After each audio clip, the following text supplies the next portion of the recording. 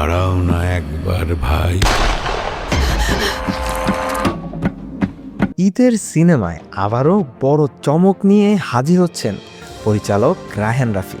আর এবার তার নতুন সিনেমা প্রেসার কুকারের ট্রেলার প্রকাশের পর থেকেই শুরু হয়েছে আলোচনা আর কৌতূহল।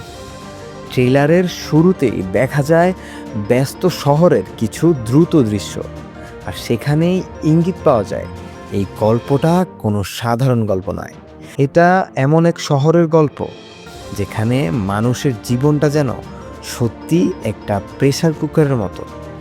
ভেতরে ভেতরে জমছে চাপ, জমছে রাগ, জমছে অসহায়তা। এরপর একে একে সামনে আসে সিনেমার প্রধান চরিত্ররা। বিশেষ করে শবনম বুবলী এবং নাজিবা তুষির উপস্থিতি ট্রেলারে আলাদা একটা আকর্ষণ তৈরি করেছে। তাদের চরিত্রগুলোতে দেখা যায় এক ধরনের রহস্য আর তীব্রতা, যা পুরো গল্পটাকে আরও টান টান করে তোলে।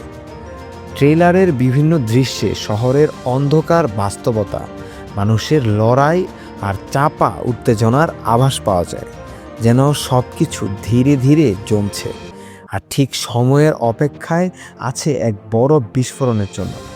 পরিচালক রায়হান রাফি আগেও ভিন্নধর্মী গল্প দিয়ে দর্শকদের চমকে দিয়েছেন, আর এবার প্রেসার কুকার সিনেমার মাধ্যমে তিনি শহরের এক ভিন্ন বাস্তবতা তুলে ধরতে যাচ্ছেন বলেই ধারণা করছেন অনেকে। সব মিলিয়ে ট্রেলারটি খুব বেশি কিছু প্রকাশ না করলেও রহস্য আর উত্তেজনা তৈরি করতে পুরোপুরি সফল। এখন দেখার বিষয় এই ঈদে বড় পর্দায় মুক্তির পর প্রেসার কুকার ঠিক কতটা ঝড় তুলতে পারে সিনেমা হলে। কমেন্ট করে জানিয়ে দিন আপনার মতামত, আর এরকম নিউজ পেতে চোখ রাখুন এভরিএন এন্টারটেনমেন্টের পর্দায়।